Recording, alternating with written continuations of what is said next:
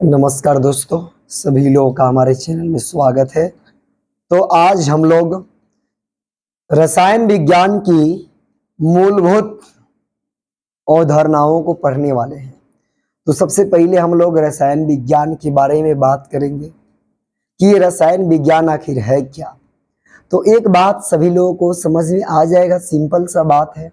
और बात ये है कि हम लोग का जो घर होता है वो पूरा घर का वातावरण, घर की जो आर्थिक स्थिति है वो हमारे घर के किसी एक व्यक्ति के चारों तरफ घूमता है, जिसको हम बोल सकते हैं कि हमारे घर का धुरी जो है वो इंसान है। सेम इसी प्रकार से हमारा जो रसायन विज्ञान है, ये रसायन विज्ञान भी विज्ञान की धुरी पर अवस्थित है, यानी कि विज्ञान की धुरी हम रसायन विज्ञान को कह सकते हैं।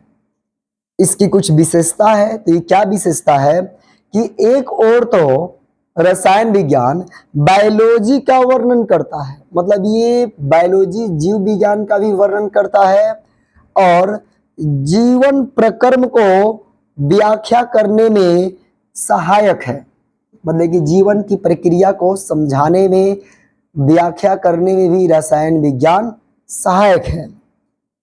दूसरी ओर इसके लिए ये बात है कि रसायन विज्ञान जो है यह पदार्थ विज्ञान से मिलकर, मतलब कि पदार्थ के साइंस से मिलकर के पूरे ब्रह्मांड के कणों तथा मौलिक प्रक्रमों में रासायनिक घटनाओं के लिए व्याख्या प्रस्तुत करता है। मतलब कि कण और कण से मिलकर के पूरे ब्रह्मांड की जो व्याख्या प्रस्तुत करता है वो रसायन विज्ञान करता है। यहाँ पर एक चीज हम बात ये जानेंगे कि आखिर ये रसायन विज्ञान है, क्या इसके बारे में कोई लोग है, कोई साइंटिस्ट हैं जिन्होंने ये बताया हो कि आखिर ये रसायन विज्ञान में अध्ययन क्या क्या चीज के लिए होता है, क्या चीज के लिए रसायन विज्ञान है। तो यहाँ बात करेंगे एक वैज्ञानिक P.W. एटकिन के द्वारा। तो P.W. एटकिन ने अपनी पुस्तक, जिस पुस्तक यानी बुक का नाम है मॉलिक्यूलस, क्या नाम है, मॉलिक्यूलस। इस मॉलिक्यूलस पुस्तक में उन्होंने रसायन विज्ञान को अध्ययन के लिए एक अलग ढंग से परिभाषित किया है। और क्या परिभाषित करते हुए बोला है कि केमिस्ट्री यानी कि रसायन शास्त्र, तो केमिस्ट्री पदार्थों, उसके गुण, संरचना तथा रूपांतरण का अध्ययन है। एक चीज समझ में आया कि केमिस्ट्री क्या है। तो केमिस्ट्री पदार्थों, उसके गुण, उसके संरचना और रूपांतरण का अध्ययन है।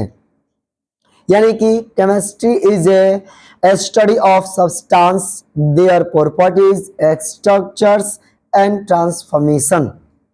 और क्या बात कर सकते हैं कि रसायनज्ञ, मतलब जो लोग रसायनज्ञ होते हैं, रसायन विज्ञान के वैज्ञानिक, तो रसायनज्ञ अध्ययन करते हैं कि पदार्थ किस प्रकार बने हैं और ये किस प्रकार संयोजित हो कि नए पदार्थ निर्मित हो। मतलब कि जो रसायन विज्ञान के वैज्ञानिक होते हैं वे लोग ये चीज का अध्ययन करते हैं कि कोई पदार्थ किस तरह से बना है और आगे किस तरह से नया पदार्थ का निर्माण किया जा सकता है। ये कौन लोग अध्ययन करते हैं? जो लोग रसायन शास्त्री होते हैं। और बात किया है कि रसायन विज्ञान को पदार्थों के मौलिक अवयवों, परमाणुओं तथा अणुओं के माध्यम से सहजता से समझा जा सकता है। मतलब कि केमिस्ट्री को अगर समझना है तो पदार्थों के मौलिक अवयव, परमाणु तथा अणुओं के माध्यम से ही समझा जा सकता है। ऐसे बड़े बड़े पदार्थों के रूप में नहीं, बल्कि अणुओं, परमाणुओं की सहायता से रसायन विज्ञान को समझा जा सकता है। इसी कारण से रसायन विज्ञान को परमाणु तथा अणुओं का विज्ञान भी कहा जाता है। एक बात यहाँ पर पॉइंट आउट करने वाला है कि रसायन विज्ञान को परमाणुओं तथा अणुओं का विज्ञान कहा जाता है। Chemistry is the science of atom and molecules. understand. Listen, chemistry is the science of atoms and molecules, यानी कि रसायन विज्ञान को परमाणुओं और अणुओं का विज्ञान कहा जाता है। ये बात एकदम से क्लियर है। तो आगे बात करते हैं इसी तरह से कि आखिर अब इसके लिए कुछ ना कुछ तो उपयोग होगा। हर चीज का उपयोग होता है, भौतिक विज्ञान है, जीव विज्ञान है, उसी तरह से रसायन विज्ञान का भी उपयोग है। क्या क्या चीज के लिए? तो रसायन ये चीज सोचते हैं, प्लास्टिक, औषधियां, रंग जैसे पदार्थों का निर्माण करने में रासायनिक अभिक्रियाओं का प्रयोग करते हैं। जो रसायन शास्त्री यानी कि जो रसायनज्ञ हैं वे लोग प्लास्टिक, औषधि यानी कि दवा, रंग जैसे पदार्थ का निर्माण करने के लिए वे लोग रासायनिक अभिक्रिया यानी कि केमिकल रिएक्शन का प्रयोग करते हैं। जब भिन्न भिन्न पदार्थ एक दूसरे से संयोग करते हैं तो नए पदार्थ का विचरण होता है, यानी कि नया पदार्थ का निर्माण होता है रासायनिक अभिक्रिया के फलस्वरूप। यानी कि जब दो अलग अलग पदार्थों को लेकर के मिक्स किया जाता है, जब ये संयोग करते हैं तो एक नया पदार्थ का निर्माण होता है। आगे बात करेंगे, रसायन शास्त्री के द्वारा जो कच्चे माल का इस्तेमाल किया जाता है वह एक रसायन है। क्या है? मतलब कि रसायन शास्त्र के द्वारा जब एक कच्चा पदार्थ यानी कच्चा माल का इस्तेमाल किया जाता है तब वह एक केमिकल यानी कि रसायन है। रसायनों की तैयारी सरल पदार्थों के संयोग करने पर होती है। क्या चीज? मतलब रसायनों की जब तैयारी करना है, रसायनों को तैयार करना है तो सरल पदार्थों के संयोग करने पर होती है, और अंततः यानी कि और अंत में यह जो है एक जटिल यौगिक का निर्माण होता है। रसायन शास्त्रियों के द्वारा लगभग 4 मिलियन विभिन्न रसायनों का विचरण हुआ है तथा दिन ब दिन इनकी संख्या बढ़ती जा रही है। ये बात नोट करने वाला है कि अभी तक अगर बात की जाए तो रसायन शास्त्रियों के द्वारा 4 मिलियन विभिन्न प्रकार के रसायनों का विचरण यानी कि खोज हो चुका है, निर्माण हो चुका है, और दिन पर दिन इसकी संख्या और बढ़ती जा रही है। ये बात समझ में आ रहा है? और इनमें करीब 35,000 रसायनों का उपयोग सर्वधारण के द्वारा किया जाता है। मतलब 35,000 ऐसे रसायन हैं जिसका उपयोग हम लोग सर्वसाधारण रूप से कर रहे हैं। और हम लोग को ये चीज मालूम चला कि रसायन जो है ये परमाणु और अणुओं का ही विज्ञान है। इसके बाद अब यह प्रश्न एक आपके सामने आता है, हमारे सामने आता है कि क्या हम इन कणों को देख सकते हैं? मतलब ये जो पूरा केमिस्ट्री है, रसायन शास्त्र जो कि परमाणु और अणुओं से बना है, क्या हम इन अणुओं और परमाणुओं को देख सकते हैं? क्या उनका भार ज्ञात किया जा सकता है? उनकी उपस्थिति का अनुभव कर सकते हैं? मतलब ये जो परमाणु अणु हमें नॉर्मली रूप से नहीं दिखाई देते हैं, तो क्या हम इसको अनुभव कर सकते हैं? क्या इसका हम भार माप सकते हैं? क्या किसी पदार्थ की एक निश्चित मात्रा में परमाणुओं तथा अणुओं की संख्या ज्ञात कर सकते हैं? और क्या परमाणुओं एवं अणुओं तथा उनके द्रव्यमान के सभी संबंध स्थापित कर सकते हैं? मतलब जितना भी अणु, परमाणु, ये सभी जो इनकी संख्या है, इसकी द्रव्यमान है, क्या इसके बीच में हम कुछ संबंध को दर्शा सकते हैं, संबंध व्यक्त कर सकते हैं?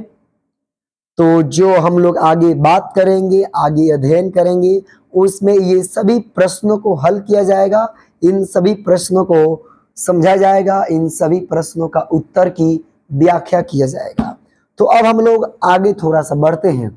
जिस तरह से हमारे घर में जो धुरी का काम करते हैं उनका भी कुछ न कुछ महत्व होता है, कुछ न कुछ उनका वैल्यू होता है, जिनके चारों तरफ हमारे घर की पूरी अर्थव्यवस्था घूमती है। उसी तरह से विज्ञान की धुरी कहे जाने वाली रसायन विज्ञान, तो इस रसायन विज्ञान की महत्व पर बात करेंगे कि इसकी क्या इंपॉर्टेंस है केमिस्ट्री की। तो बात करते हैं मानव निरंतर अपने ज्ञान से प्रकृति को समझने की चेष्टा में लगा है। ये बात तो एकदम जायज है। सभी लोग, हम लोग जितने भी मनुष्य हैं, ये सभी मनुष्य अपनी ज्ञान के आधार पर इस प्रकृति जहां को समझने का प्रयास करता है, चेष्टा कर रहा है कि हर जो ये घटना घट रही है उसके बारे में हम जानकारी ले सकें, उसके बारे में हम कुछ समझ सकें। तो वास्तव में क्रमबद्ध ज्ञान को ही हम विज्ञान करते हैं, मतलब ज्ञान को ही विज्ञान कहेंगे। जो हम स्टेप बाय स्टेप नॉलेज लेंगे, इसी स्टेप बाय स्टेप नॉलेज को हम साइंस कहेंगे, यानी कि क्रमबद्ध ज्ञान को विज्ञान कहेंगे। रसायन विज्ञान आधुनिक विज्ञान की एक शाखा है, मतलब जो केमिस्ट्री है यह एक मॉडर्न साइंस का एक ब्रांच है। आग के ज्ञान के साथ तथा आग के गिर्द विकसित हो रहे भोजन, शरीर ज्ञान, चिकित्सा तथा परिवार के साथ जुड़े और उठते प्रश्नों में रसायन विज्ञान जुड़ा है। मतलब कि आग जिस तरह से खोज हुआ और आग के बाद हम लोग भोजन बनाए, अपने शरीर के बारे में जो ज्ञान लिए, चिकित्सा जो हम लोग डॉक्टरी लाइन में आगे बढ़े, परिवार के साथ ही इन सभी चीजों के साथ रसायन विज्ञान जुड़ा हुआ है। मतलब बिना रसायन विज्ञान के ये सभी सारी चीजें, ये सभी घटनाएं होने वाली नहीं है। अयस्कों से धातु प्राप्त करने, धातुओं को शुद्ध करने, धातुओं पर रंग चढ़ाने और मीनाकारी जोड़ने, आभूषण बनाने आदि अनुभवों से रसायन विज्ञान जुड़ा है। मतलब ये जितनी सारी चाहे प्रक्रियाएं हैं, इन सभी प्रक्रियाओं में रसायन विज्ञान, केमिस्ट्री जो है ये जुड़ा हुआ है। कम से कम 9 तत्वों, कम से कम 9 तत्वों, कौन कौन से 9 तत्व? सोना, चांदी, तांबा, लेड, टीन, पारा, लोहा, कार्बन तथा गंधक का ज्ञान हमारे पूर्वजों का था। मतलब ये जो 9 रत्न है, ये जो 9 रत्न है, सोना, चांदी, तांबा, लेड, टीन, पारा, लोहा, कार्बन तथा गंधक, इन सभी का ज्ञान हमारे पूर्वजों को था। हमारे पुराने पीढ़ियों को इन सभी चीजों का नॉलेज था। इनके अतिरिक्त जिंक, एंटीमनी तथा आर्सेनिक के यौगिकों का ज्ञान था। इसके अतिरिक्त ये सभी भी जो तत्व हैं, इन तत्वों का भी ज्ञान हमारे पूर्वजों का था। खट्टे पदार्थों, पोटास तथा अमोनिया जैसे क्षारों, शराब के रूप में एल्कोहल की जानकारी उन्हें थी, जिसको वे लोग मदिरा पान कह करके मदिरा पान किया करते। इन सभी चीजों का भी ज्ञान हमारे पूर्वजों को था। इस प्रकार रसायन विज्ञान पुराना तथा अनुभवों की विविधता से जुड़ा हुआ है।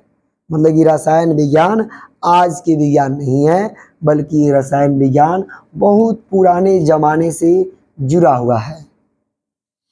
ज्ञान, रोजगार, सुख सुविधा, लंबी आयु आदि सभी में रसायन विज्ञान की देन है। मतलब ये सभी चीजें जो हैं, इन सभी में रसायन विज्ञान जुड़ा हुआ है।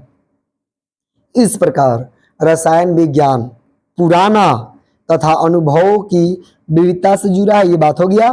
तो फोटोग्राफिक प्लेट का प्रकाश के संपर्क में काला होना, सूर्य से ऊर्जा तथा मिट्टी से जल लेकर बीज का पेड़ में परिवर्तन, जंतुओं का बड़ा होना, दूध का दही तथा पनीर में परिवर्तन और अनेक परिवर्तनों को रसायन शास्त्री समझने लगे हैं। मतलब दूध से दही बन जाना, फोटोग्राफिक प्लेट प्रकाश के संपर्क में आने पर काला हो जाना, मिट्टी से जल लेकर के पेड़ पौधों को बड़ा होना, ये सभी जो चीजें हैं, जो घटनाएं घटती हैं, इन सभी चीजों के बारे में हमारे रसायन शास्त्री जो हैं ये सभी जानकारी लेने लगे हैं, समझने लगे हैं। यानी कि रसायन शास्त्र आगे बढ़ने लगा है। आगे बात करते हैं हम लोग कि आधुनिक रसायन विज्ञान 18वीं-19वीं शताब्दी का डिसिप्लिन है।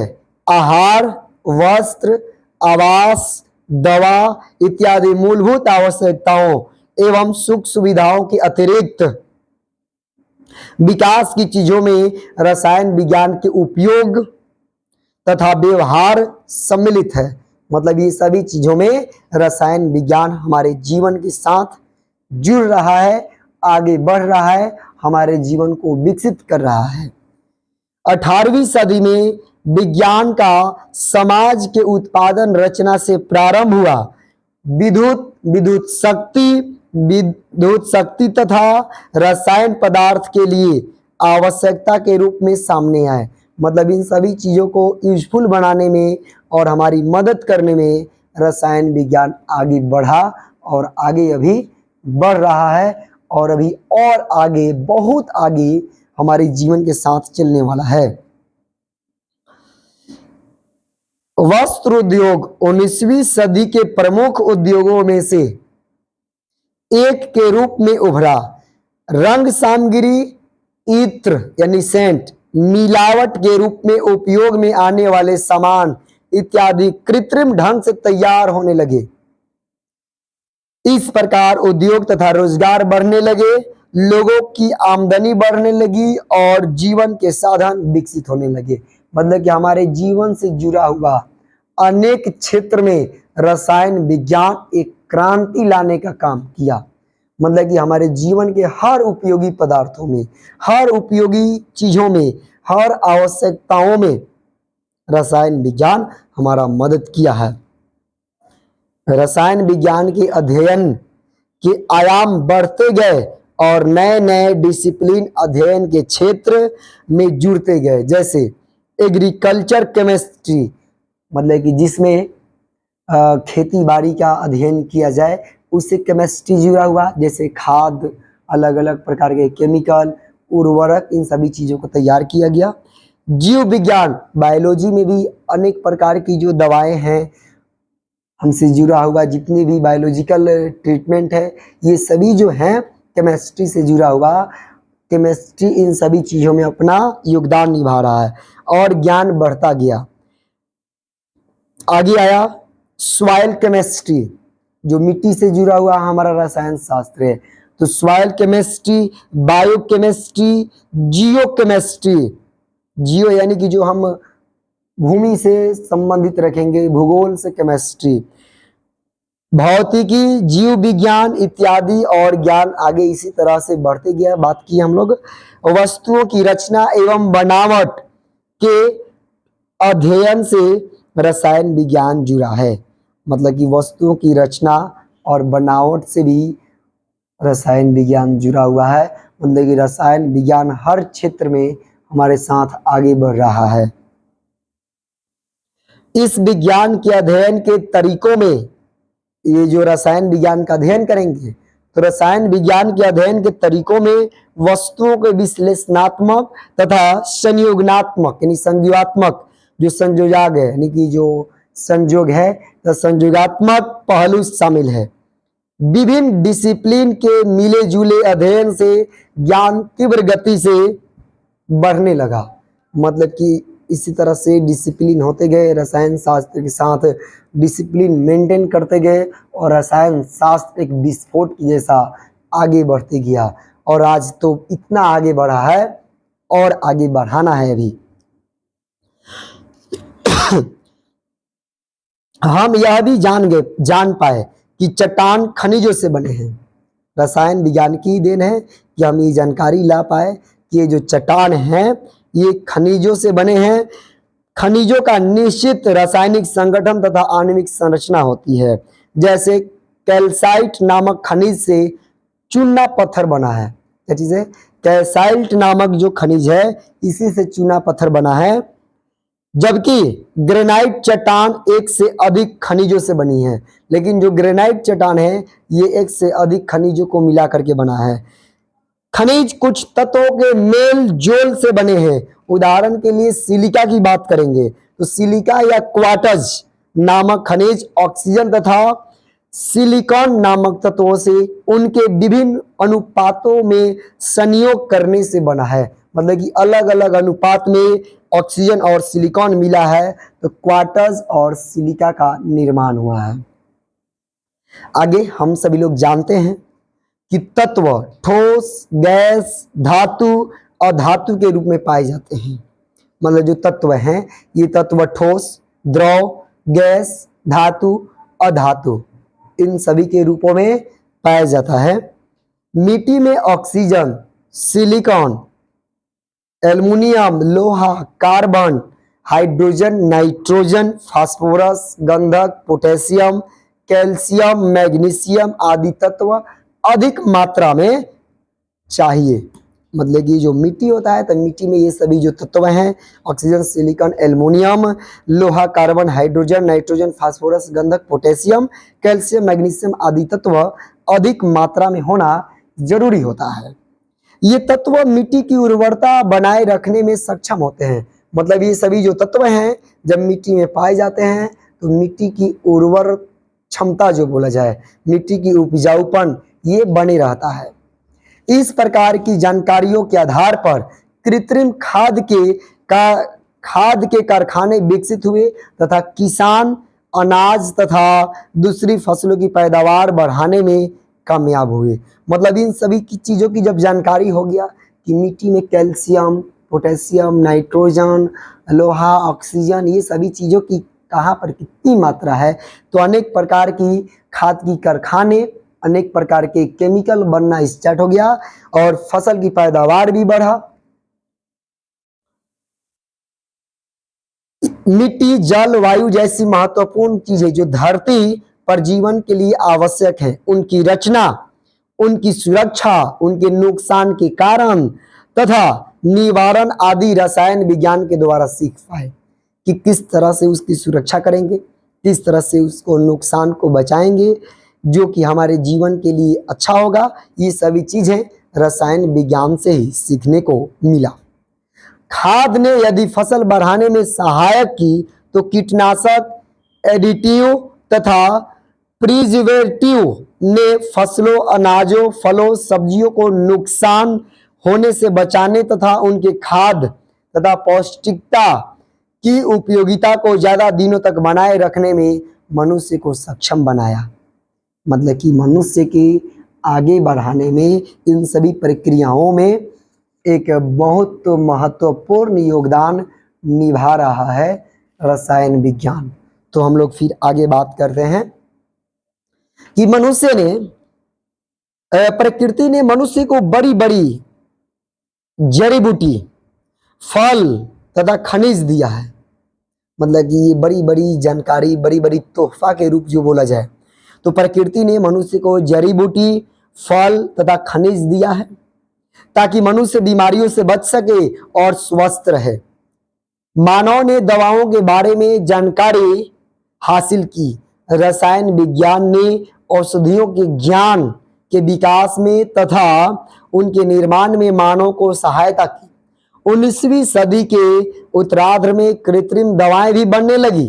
मतलब 19वीं सदी का उत्तरार्ध जो आया, अंतिम चरण, अंतिम पड़ाव, तो मानव ने खुद दवाएं बनाना यानी कि मानवीय रूप से, जिसको कृत्रिम रूप कहा जाता है, इस रूप से दवाएं बनाने का भी स्टार्ट कर दिया, दवाएं बनाना भी सीख गया।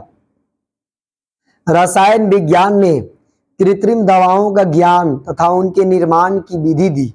दवाओं के कारखाने बनने लगे। मतलब कि दवाओं की कंपनी बनने लगा। इसे कोई ऐसा नहीं कि जो इस जानकारी के बगैर हो, यानी सभी लोगों ने ये चीज जान गया है, समझ गया है दवाएं कैसे बनेगी और उसकी कंपनी, कारखाना भी खुल चुका है। एस्पिरिन, सल्फा ड्रग्स, एंटीबायोटिक इत्यादि दवाएं बनने लगी। इतना ही नहीं बल्कि रसायन विज्ञान के ज्ञान से कैंसर तथा एड्स जैसी भयानक बीमारियों के उपचार हेतु क्रमशः सिस्प्लेटिन तथा टेक्सोल और एजिडोथाइमिडीन इत्यादि औषधि का निर्माण हुआ। मतलब कि रसायन विज्ञान की आगे बढ़ते हुए इतने बड़े योगदान के कारण आज जो बहुत ही खतरनाक बीमारी कैंसर, एड्स की भी दवाएं बनाना संभव हो पाया और बन पाया।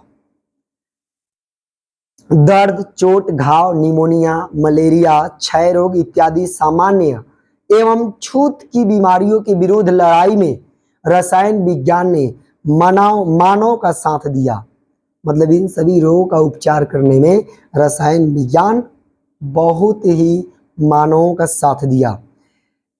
एंटीसेप्टिक, डिसइंफेक्टेंट इत्यादि का भी ज्ञान प्राप्त हुआ और इनके उपयोग से स्वस्थ रहने में सहायता मिली। जनसंख्या वृद्धि के रोकथाम की दवाएं भी विकसित हुई। मतलब जनसंख्या वृद्धि को रोका जा सके, इसके लिए भी रसायन जो विज्ञान है एक बहुत ही महत्वपूर्ण योगदान दिया। ऐसी ऐसी दवाएं खोज करवा पाया, ये सभी रसायन विज्ञान के बदौलत हुआ। इस प्रकार भूख, गरीबी, अज्ञान के साथ साथ बीमारी के विरुद्ध मनुष्य की लड़ाई में रसायन विज्ञान ने मनुष्य का साथ देकर सुख सुविधाओं सहित स्वस्थ लंबा जीवन जीने का आधार प्रदान किया। अब बात करेंगे और आगे रसायन विज्ञान के महत्व के बारे में। तो प्रकृति में यानी प्रकृति से हमें जो तत्व प्राप्त हुए उनमें अधिक धातु हैं। मतलब प्रकृति से जो भी हमें पदार्थ मिला है उन सभी पदार्थों में अधिकांश रूप में धातु मिला है। बहुत से तत्व रसायनों ने कृत्रिम तरीके से बनाया है। मतलब कि अधिकतम ऐसे कुछ भी अधिकांश तत्व हैं जिनको मानव ने खुद बनाया। धातुओं की मदद से मिश्र धातुओं का निर्माण किया। धातुओं की मदद से ही बिजली तथा टेलीफोन के तार बनाए गए। पॉलीमर रसायन विज्ञान की एक विशिष्ट देन है। मतलब जो पॉलीमर है ये रसायन विज्ञान का ही एक बहुत बड़ा महत्वपूर्ण योगदान है।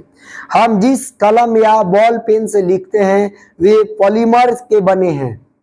मतलब कि हम जिस पेन या बॉल पेन का प्रयोग करते हैं वे पॉलीमर के बने हैं।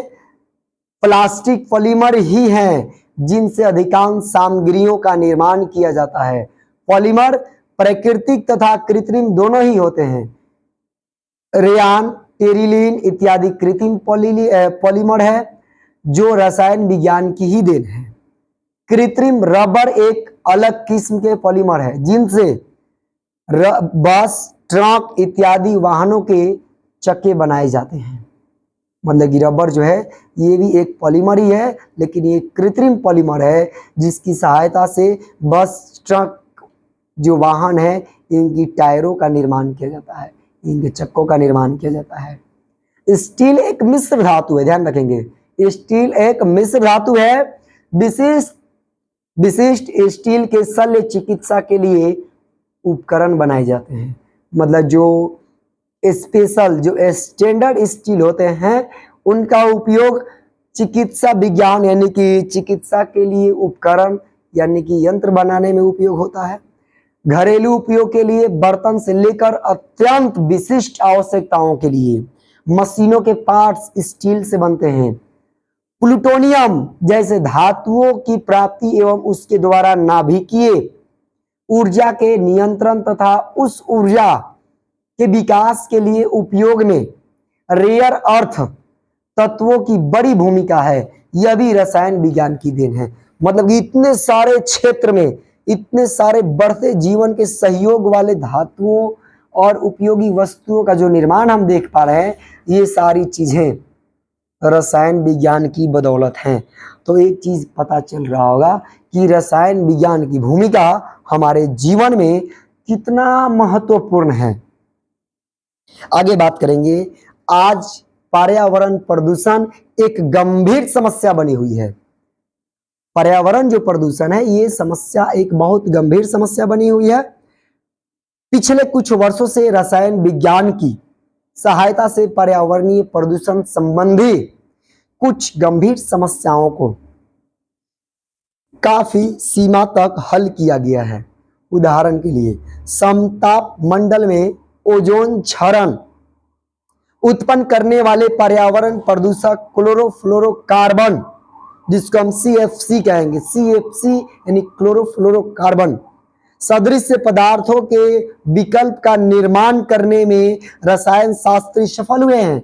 फिर भी रसायन शास्त्रियों के लिए पर्यावरण की अनेक समस्याएं चुनौती के रूप में सामने खड़ी है। मतलब कि बहुत हद तक प्रकृति से जुड़ा हुआ जो समस्या है, रसायन शास्त्री ने रसायन शास्त्र के मदद से हल किया है। लेकिन अभी भी अनेक ऐसी समस्याएं जो है जो कि रसायन शास्त्रियों के सामने समक्ष अभी भी खड़ी है।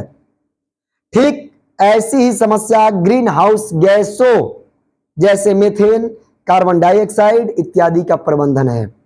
इसी प्रकार की अनेक समस्याएं जैसे जैव रासायनिक प्रक्रियाएं, एंजाइमों का उपयोग एवं नए मोहक पदार्थों का निर्माण भी है, जिसे हम चुनौती के रूप में स्वीकार करना है। मतलब इन सभी चीजों को हमें चुनौती के रूप में स्वीकार करना है और इस चुनौती को खत्म करने के लिए रसायन विज्ञान को आगे बढ़ाने में हमें सहयोग देना होगा। अब हम बात करेंगे द्रव्य की प्रकृति के बारे में। किसकी? द्रव्य की प्रकृति के बारे में। तो हम लोग द्रव्य की प्रकृति जो है इसके सेकंड पार्ट में पढ़ने का प्रयास करेंगे। तो आज रसायन विज्ञान का महत्व तक रहने दीजिए।